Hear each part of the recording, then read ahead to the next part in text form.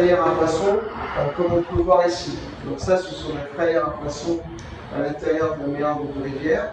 Donc ça, il ne faut pas y toucher parce que ce sont des endroits qui sont sensibles et les poissons en ont besoin pour se reproduire. Ce qu'on va privilégier, ça va être plutôt les zones à bedrock. Donc bedrock, c'est la roche mère, en fait, qu'on trouve au fond de la rivière ou en affleurement le long des berges. Et là, il peut y avoir des failles. Il y a moins de végétaux, donc là on peut prospecter dans ce type de configuration dans le bedrock, dans les marmites qu'il y a sur le bedrock, sur les failles du bedrock ou parfois sur certaines touffes qu'on peut trouver sur le bedrock parce que ça ne tient pas la berge. Donc là on peut prospecter dans ces différentes zones, donc bedrock, riff, marmite, faille, interstice. Et l'avantage du bedrock, c'est qu'il est directement facilement accessible, visible. Voilà. Donc, surtout, il ne faut pas toucher aux zones où il y a des reproductions de poissons. Et on essaye de limiter au maximum l'arrachement de plantes, de racines, de végétaux ou de mousse. Donc, il faut vraiment respecter la végétation au mieux. Voilà. Voilà, donc les lieux aurifères maintenant. Donc, le bedrock, c'est quelque chose qui est important pour le prospecteur. Donc, alors le bedrock, la roche mère, donc ce sont des affleurements qui peuvent être soit d'ardoise, soit ardoisier, soit de marbre, soit de calcaire. Donc il peut y avoir différents types d'affleurements rocheux. Souvent, il est horizontal ou légèrement incliné par rapport à la rivière.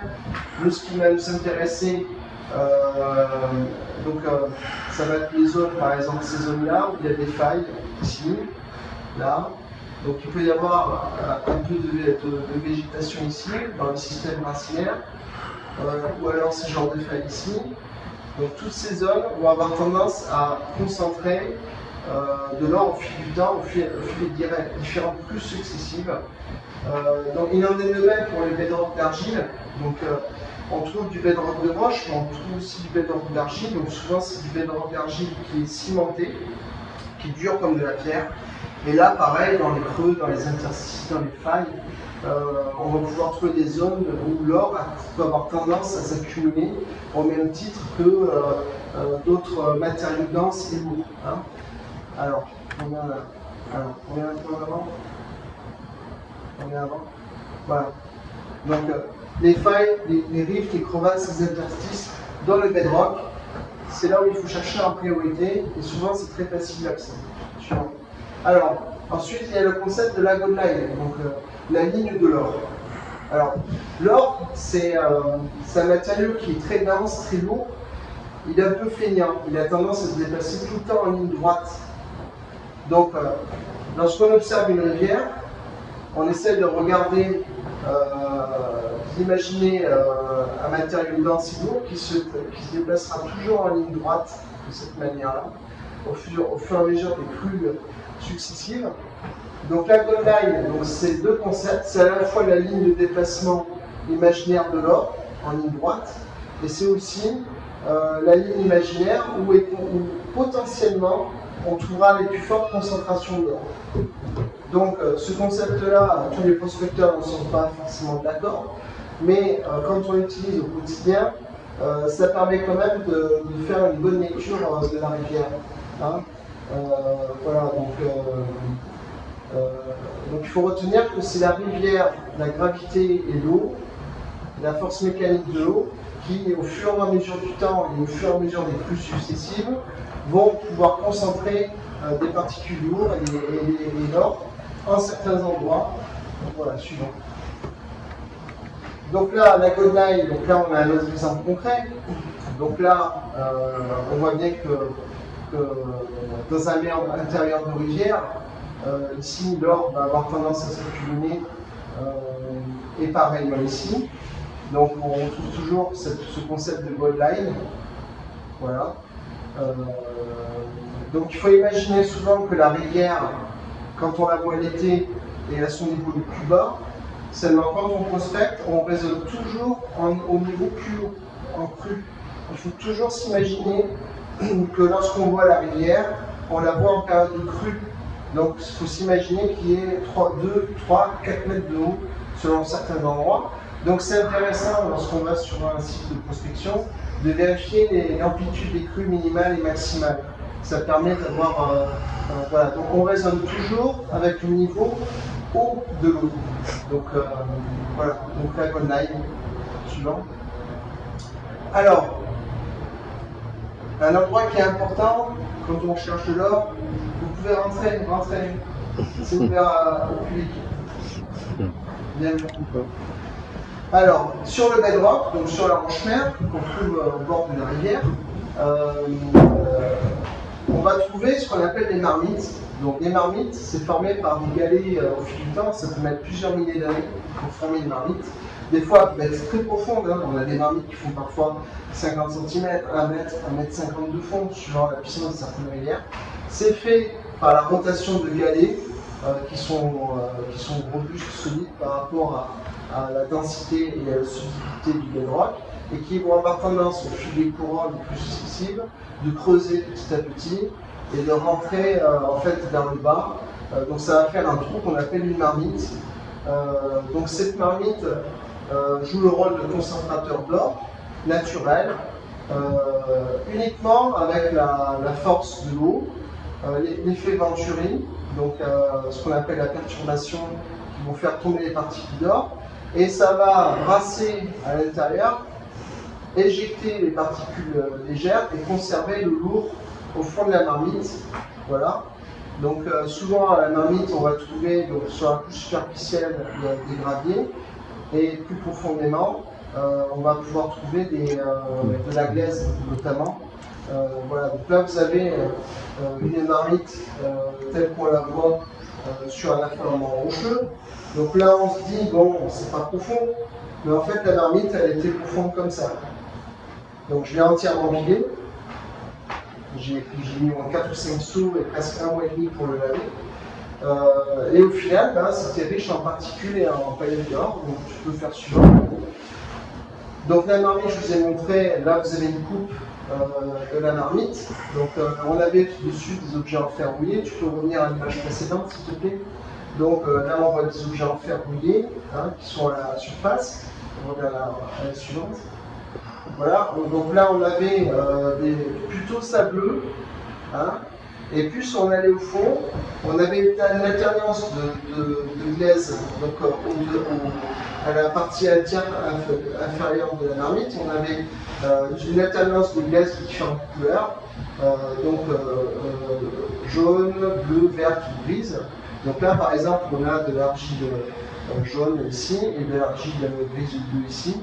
Très dense, donc si on la lave, elle contenait des particules d'or, mais plutôt très fines, contrairement à la partie supérieure ici. Pourquoi? Parce que les particules d'or, des grains plus gros, venaient se loger sur le bedrock d'argile, sur la glaise ici, dans cette partie-là, en fait. Voilà. Donc bon, c'était très intéressant. Ensuite, donc voilà, donc l'or il va s'accumuler. Sur le bedrock, lui, il n'est pas uniforme, on trouvera toujours des failles de quelques millimètres à quelques centimètres de largeur et parfois plusieurs dizaines de centimètres de profondeur. Donc là, ce sont des gold traps, on appelle ça, donc des pièges à or. Et là, on va trouver donc, des particules d'or dans les fissures, dans les failles, et y compris dans les riffs ou les taquets naturels qu'on va trouver sur le bedrock. Donc l'or va s'accumuler ici aussi. Voilà, et l'or va s'accumuler dans les failles. Donc par exemple là vous avez un exemple de faille ici. Voilà, donc il faut enlever avec la cuillère et avec un crochet le substrat ici. On le lave au pan et on va trouver des grains et des paillettes d'or. Donc là on peut trouver des zones de concentration très notables et très intéressantes dans le cadre de la prospection. Donc c'est le cas par exemple donc des failles, des rives, des crevasses, mais aussi des feuilles de schiste d'ardoise qu'on va trouver souvent perpendiculairement au sens du trou. On va trouver des feuilles qui sont d'excellents pièges à or, notamment entre les feuilles d'ardoise.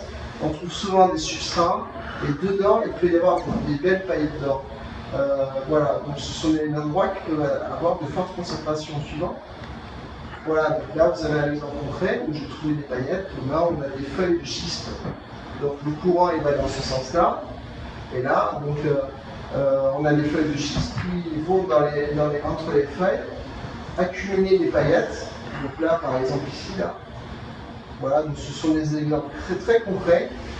Qu'elles soient dans le sens de la rivière ou perpendiculaire à la rivière, ça reste quand même des endroits qui peuvent être très positifs alors. Donc ça, ce sont deux exemples concrets de feuilles de taquet ou de rive qu'on trouve sur le bedrock. Voilà. Ensuite, il y a les méandres et les tresses. Alors, donc la rivière, l'eau, de par ses propriétés mécaniques, ne supporte pas une ligne droite. Donc par exemple, lorsqu'on va avoir un canal qui va être droit, le phénomène de vortex de l'eau va faire en sorte que petit à petit, il va y avoir des méandres qui vont se former en fait. Donc il a tendance à tourner et avoir un mouvement en méandre, on appelle ça. C'est lié aux propriétés physiques de l'eau en fait. Donc les glaciers de méandre se situent très souvent dans les zones de méandre intérieures de rivières. Donc c'est-à-dire si on a le courant qui est comme ça, on va trouver surtout les zones positives alors dans les méandres intérieurs de rivières. Sachant que les méandres extérieurs de rivières vont être érodés au fil du temps et vont s'accumuler plus loin dans le prochain méandre intérieur de rivière. Donc des fois, on peut avoir après une crue, on trouve un glacier, et hop, le glacier s'est déplacé 200 mètres plus bas à l'autre méandre intérieur, parce que tout a été importé. Donc ça arrive très souvent. Voilà, donc il y a les failles, les marmites, les méandres intérieurs de rivière. Et si là, par exemple, vous avez du bedrock, très souvent, s'il y a par exemple vous avez un affleurement avec du rifle, des marmites et des feuilles, et bien là, ça peut être très positif alors. Voilà, donc là sur ce graphique, on voit bien donc, la ligne de l'or en rouge et donc les zones d'accumulation. Donc là, on va voir plutôt de l'or fin. Voilà, mais dans les endroits où il va y avoir des gros blocs au milieu de la rivière, on va pouvoir trouver de l'or qui sera plus grossier, de l'or en gramme par exemple. Voilà, donc, et là souvent on va avoir des bassines ou des piscines, on appelle ça, qui ne sont pas forcément les zones les plus intéressantes. Donc les zones les plus intéressantes dans les méandres intérieurs de rivière, très souvent ce sont des zones qui sont immergées durant les crues, où ça se remplit. Et lors de la décrue, souvent ce sont des zones qui sont sèches et parfois on peut avoir plusieurs dizaines de mètres avant d'atteindre la rivière. Et donc ces endroits-là, on peut avoir de très fortes teneurs en concentration d'eau. Voilà. Donc ça c'est pour vous expliquer le concept des méandres. Donc les méandres, donc, ce sont des oscillations. Donc lorsque, par exemple, le cours d'eau aura une ligne droite, il y aura des dépôts naturels qui vont se former, qu'on appelle des dépôts de barre, et l'eau va avoir tendance naturellement à circuler entre eux. Mais si le sol, par lequel traverse la rivière est suffisamment meuble, on va avoir un phénomène d'apparition de méandres qui vont se former au fil du temps et qui se déplacent au fil du temps. Donc, le Mississippi, par exemple, on peut voir sur la carte géologique du Mississippi des méandres qui sont très anciens, et du coup, il y a des prospecteurs qui cherchent dans ces endroits-là. Alors, il ne faut pas confondre les méandres et les tresses. Donc, les tresses, ce sont des endroits où il va y avoir plein de dépôts de ce type-là. Et souvent, donc, à l'intérieur des cellules, là, on va trouver des zones aurifères au même titre qu'on a dans les méandres intérieurs de rivière ici. Lorsque un méandre évolue, donc au début on a plutôt cette configuration-là, qui va évoluer en cette configuration-là, et au final, ces deux méandres, enfin ce méandre va finir par se joindre ici, ça va finir par se joindre là, et ça va créer ce qu'on appelle un ghost méandre, donc un méandre fantôme, c'est-à-dire là il y aura une zone de dépôt aurifère ici, et la rivière continue sa course. Voilà, et rebelote, le cycle continue, il est perpétuel. Donc les méandres s'additionnent les unes aux autres. Et il y a des endroits en France où on trouve des anciens méandres fossiles qui sont des dépôts aurifères. Et parfois, la rivière peut être à plusieurs centaines de mètres. Donc là, dans le schéma ici, vous voyez un exemple de formation d'un méandre ici, et puis ensuite l'eau qui continue à aller tout droit là, et puis ce méandre-là devient fossile. Voilà. Alors, les gros rochers, oui, les boulders. Donc, en amont et en aval du gros rocher. Pourquoi? Parce que ça crée une zone de turbulence où il y a un effet Venturi qui va s'instaurer. Donc, les particules lourdes vont plutôt se loger en aval du gros bloc et aussi légèrement en amont, mais surtout en aval. Voilà, donc l'or va avoir tendance à s'accumuler dans la direction de la rivière et aussi sur les côtés du bloc. Donc ça va créer une sorte de langue de dépôt d'or ici. Voilà, donc les gros, plus les rochers sont gros, plus c'est chaotique, plus c'est gros rocher, mieux ce sera. En fait. Notamment les chaos, les gros chaos de rochers, les rivières avec des gros chaos de granit, ce genre de choses, dans les interstices, entre les gros rochers. Là, on trouvera du sable noir, souvent qui peut être très riche en concentration aurifère, et souvent on peut trouver des très belles or, donc en grains, en particules visibles. Il faut penser densité. L'or est lourd, les rochers sont gros, donc il y a une affinité entre les deux. C'est purement empirique, mais ça fonctionne. Voilà, on revient un peu en arrière. Voilà, donc tout ce qui est en aval des gros rochers, des chaos, voilà.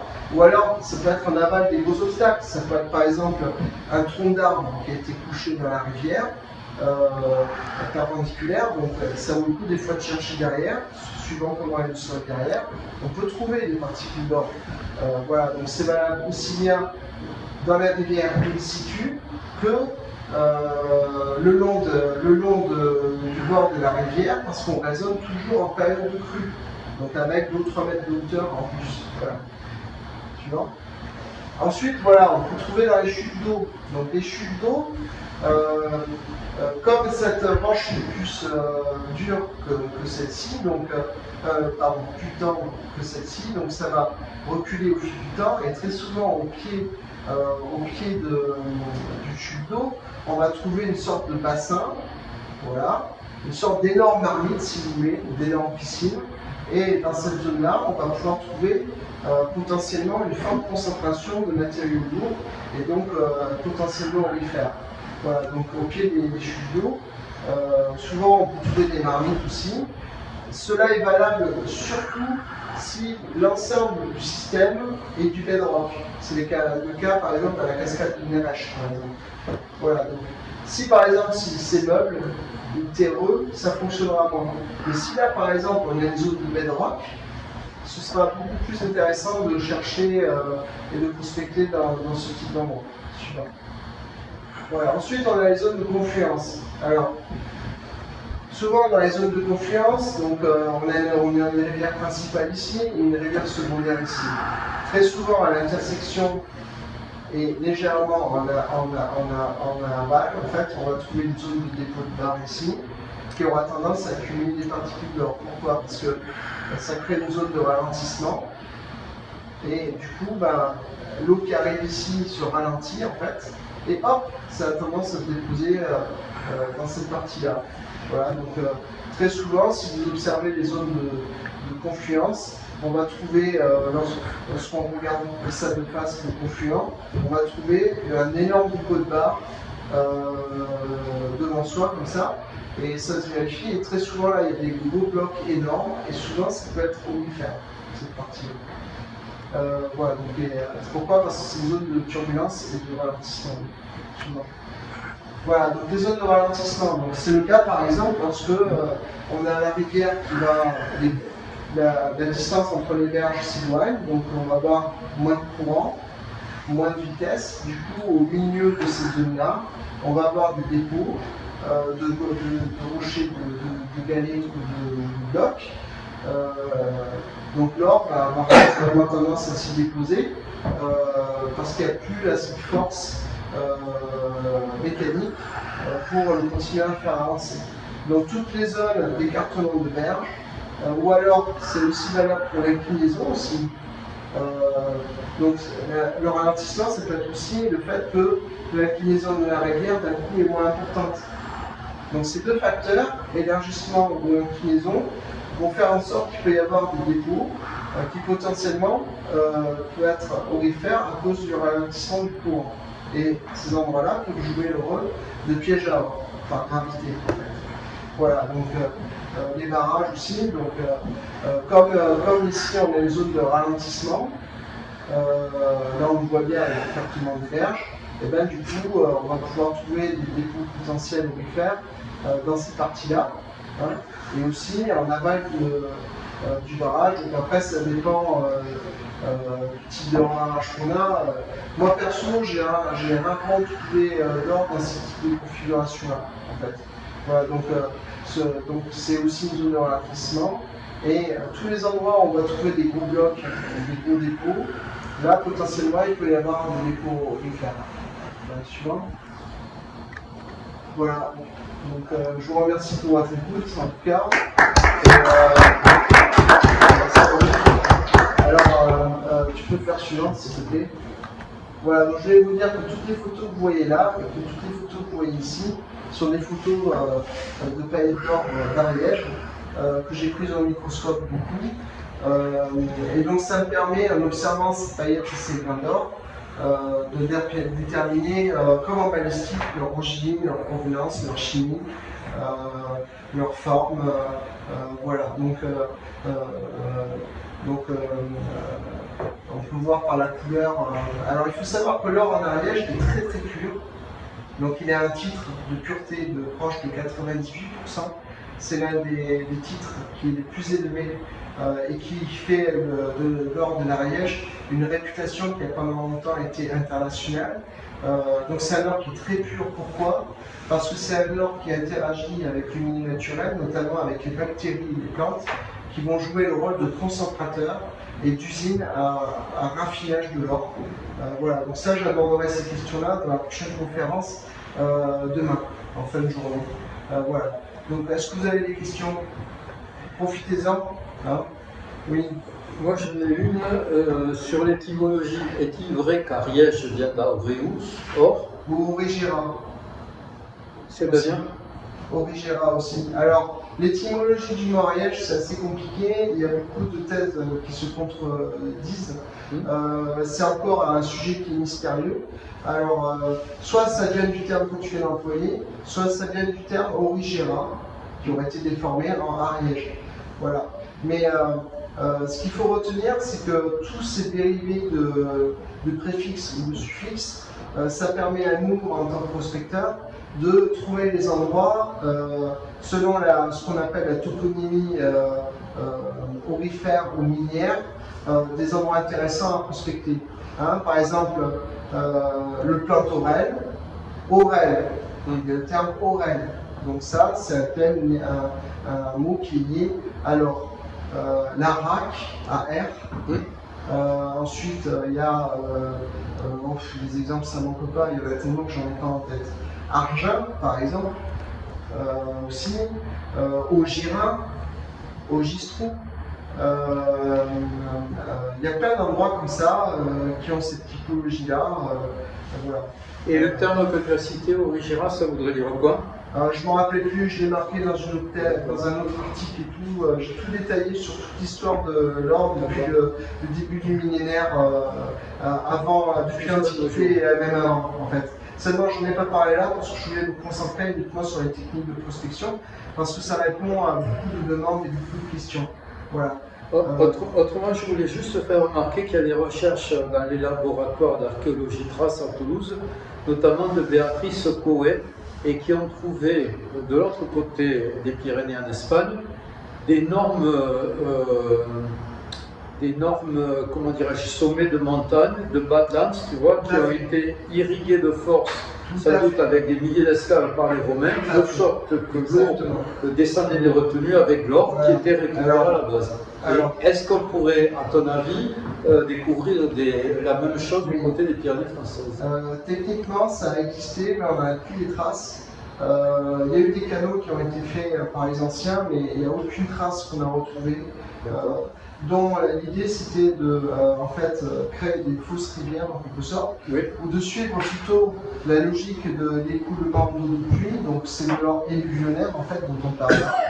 Donc l'idée c'est qu'on a un gisement en amont dans les montagnes, et on va regrouper les écoulements d'eau de pluie en un canal où on va mettre des peaux de bêtes par exemple, des taquets, ce genre de choses, c'est l'ancêtre du Suisse. Mais les Romains pratiquaient ça, j'ai lu des articles formidables à ce sujet, je le confirme, donc oui, ça c'est avéré.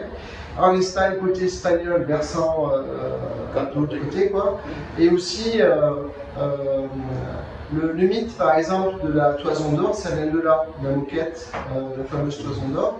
Et les prospecteurs, aussi côté français et ariégeois, avant les crues, disposaient des peaux de bêtes, donc ça c'est pas un mythe non plus, déposaient des peaux de bêtes qui fixaient avec des pieux, et ensuite il y avait les crues, et après, lorsque l'eau se retirait, ils récoltaient ces peaux de bêtes, et ensuite ils les faisaient sécher, ils récupéraient le sable noir, et ils récupéraient l'or. Mais il faut savoir qu'il y a eu tellement d'exploitation durant tellement d'années en Ariège que les gisements se sont quand même considérablement appauvris et taris. Donc voilà, mais l'or se recycle en permanence et perpétuellement. Il y aura toujours de l'or en Ariège, y compris dans les Pyrénées orientales, y compris dans le Pays Basque.